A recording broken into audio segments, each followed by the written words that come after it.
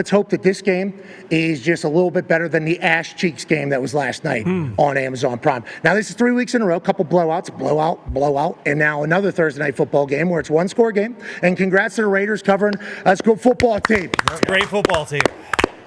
Good football team. They kept that thing close, and Geno's getting unlucky with a lot of these interceptions. I know everybody's calling him ass and cheeks like they've been calling others that haven't been playing good, but he's unlucky as hell. Bo Nix gets a deflected interception. The offenses can't really get going, and Sean Payton, those boo birds are out early in Denver because I think everybody expected the offense to be great, or the defense to be great, but the offense would be good too because it's Sean Payton. He's an offensive guru. Bo Nix in another year. So whenever you give them kind of boring, I don't like football, the Boo Birds are going to come out. They got the best record in football. These guys got the best record in football, and their fans are getting booing them because they don't like it enough. But good win for Denver, I guess. They won't ever think about it. And now this is 2 times that the Denver Broncos have given us the worst football game of all time on Thursday night. Remember the Colts game? Oh, my God. Colts game? Oh, yeah.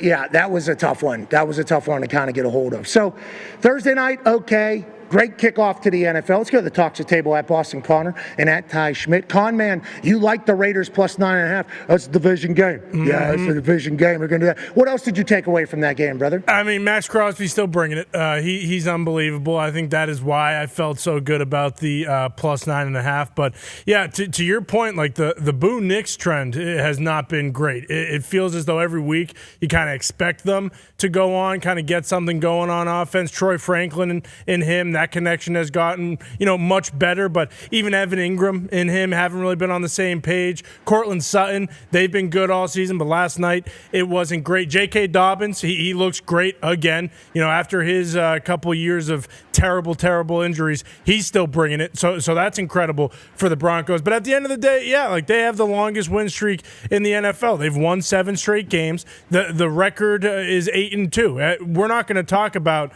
how, terrible they perform on a week-to-week basis unless they lose in the first round of the playoffs. We're not going to talk about that in the end because they will be around. They're going to be there. They're 8-2, and as shitty as it is to watch, it doesn't matter as much. And I do think if you're a Broncos fan, you hate it, but you also love it. Your team's 8-2. You're the number 1 team in the AFC. You're the top of the AFC West. You extend that lead over the Chiefs. The Chiefs are on a bye this weekend, but they're 8-2 and the Chiefs are 5-4. So if you're a Broncos fan, you probably hate how it looks, but you love the result. And if you're a Raiders fan, it's one of those things where, hey, we showed a lot of great fight. And even with Ashton Jeanty, yes, it was a tough little interception directly off his hands, but at the same time, every time Ashton Jeanty touched the ball, it felt electric. It felt as though he was going to go on a big run. He had a massive run early with that, got called back a little bit because of a Jack Beck holding, but him getting the ball was great. Brock Bowers has 1 catch for 30 yards, and he looks unbelievable. Maybe try and get him the ball a little more. That might be a little more enjoyable, but it's Thursday Night Football. They're kind of grinds of games now. We're getting into that time. It's not going to get better until Thanksgiving. Jets-Pats are next weekend, so let's just, kind of focus on the fact that the Broncos, although it looked terrible, are 8-2, and they're the number 1 team in the AFC until the Colts win on Sunday. It's a win. It's a win is what they'll say, AJ. And that defense, no Patrick Surtain, that defense pretty good, AJ. That Denver Broncos defense. And I think anytime your defense is really good, that means the other offense not going to play great. So your fans want to see some good offense. Well, they can't because your defense is so good. We need your offense to be good for the fans. They're booing them, AJ. They're booing them, saying, hey, this is shite here. They're 8-2. Yeah, they're 8. I guess I do get it. If we don't see offense, if you don't see explosive offense, teams, I guess fan bases do get pretty upset. But I guess you could say they balance it out with this defense. Watch how these guys on the edge, how they can bend, how they set the edge, and how their interior D-line, they all play together. You don't ever see any huge gaping holes to where a quarterback can escape because they're actually disciplined. So Benito is a special player as well. I hope people do. They understand that this guy is legit Hufanga too. What a good pickup he was. He's fun to watch, but. Bonita, how he bends on the edge, how their whole D-line plays together, all 3 levels of their defense. It's pretty fun, man. So I guess, like we say, you got a chance. As long as your defense is really good, you have a chance. Your offense might find a spark here towards the end of the season.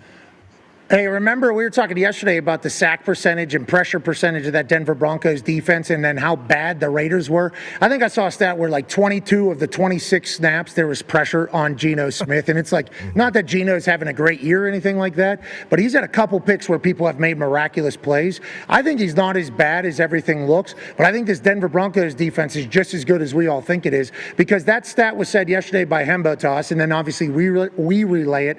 And then you got like, I mean, Geno was on the ground every single snap. I mean, it was just bang, bang, bang, bang, bang. You can win every game like that, especially if you're going to get blocks on special teams. Now, the punters had an interesting evening, for sure, both of them. So, A.J. Cole here just had a punt blocked right there, and his net ruined for the entire thing. Had two. Heads up, we're losing. We're losing. Oh, we might have lost him a little bit. We'll get him back. Us here. He's back. We got you, buddy. You're all good.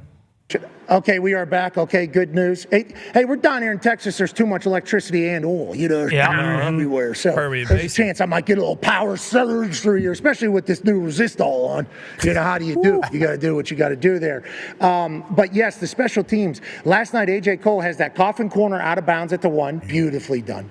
Absolutely beautifully done. I mean, then his second one, he tries to hit a little pin to the right, just end over end ball. He has that thing land perfectly and kick directly to the right. They have such a good angle on it. This punt right here did numbers on the internet because this angle showcases absolute perfection. Now, where do you want them to start? Oh, right there, about 2 inches off of the goal line. So A.J. Cole has 2 inside the 1 yard line. That's absolutely spectacular. Then he has obviously the block punt. He dropped the snap, still got it off. And then on the other side, guy almost whiffed on a ball last night. I mean, that's tough to age. That's tough to do, you know, especially in the NFL. They said it was wildly windy. We saw Will Lutz come up very short from like a 59-yarder. So if I was to give any words of advice to Cranshaw, who is the punter for Denver, I believe, he needs to be hanging on to that ball longer. We need to be hanging on to the ball longer when it's windy, brother. So you see he's dropping that thing pretty high. There's a lot of free fall there, okay? There's a lot of free fall there. If it's really windy, that thing can move like 2-3 inches in the sky. He's got to hang on to that ball a lot longer, because you whiff on a ball in prime time, boy, it's going to be tough to get a job or keep a job there, you know. So we need to be hanging on to that thing a little bit longer. Let's kick it out of our hand. He's obviously incredibly talented. That's a tough thing to happen. But in Denver, you know, with punting, you got ex-punters, you know, sending texts, and I think it was incredibly windy last night, so it's not easy to punt. I mean, it's like going to a urinal and then somebody coming in between you and the urinal with a leaf blower. Okay, that's basically what punting is, as this thing is kind of falling, trying to make contact, so it's not an easy night. But Denver's a place that like old punters would come out of retirement and get paid min to go punt at, because 5,280 feet. So you normally always see the Denver Broncos punter is very good, because this is a desirable place to head to whenever you're literally a mile above sea level. Then you got thin air. The ball can absolutely fly, especially now with how good the team is. So he's in a good position. He needs to hang on the ball a little bit longer, but people need to understand as well that he was in a wind fest last night. That is no fun, and the special teams are certainly a massive piece of the entire game, especially when it's 10-7. That's going to be the case. Hey, one half of the hammer. Dahn! Cowboys, AP Tone. People lost last night, huh? It sounds like more public money losing last night. We continue a trend of sportsbooks winning. Almost all sportsbooks are profitable. Some somehow don't, but it feels like this one, this particular season for these sports books, public money not great. That trend continued last night, right, Tone? What other numbers hit? Yeah, the last few weeks have been a little bit better, but there still has not been a winning week this season when you look at teams that are getting at least 60% of the bets. Last night, the Broncos were getting 66, 67% of the bets. They obviously did not cover there. Also, 57% of the bettors were on the over as well, so they did not hit there either. So what was it again? What was the over-under? What was it, 42, 41, something like that? So they did not hit that one. 41.5 is what I think it was. And then obviously everyone's taking touchdowns and over bets as far as like prop bets. I don't think any of those hit either. So yeah, it was a tough night for the bettors as a whole to start off this week.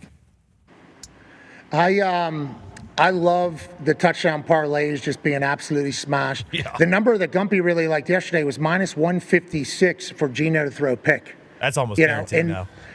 Yeah, I don't like that that's starting to happen, and I would like to once again reiterate that I think he's getting unlucky on a lot of these. You start looking, obviously, a lot of turnovers. This one's incredibly unlucky. Same with Bo Nix. Bo Nix had a pick in the fourth because of a deflection that shouldn't have happened. I mean, these are the types of things that are out of the quarterback's control, but they certainly become stats on the quarterback. There, he might have thrown it quicker because there was two people in the same spot, little confusion. Ball goes up. They get a huge pick in the fourth quarter. You would think maybe the Raiders are able to steal it. They're not.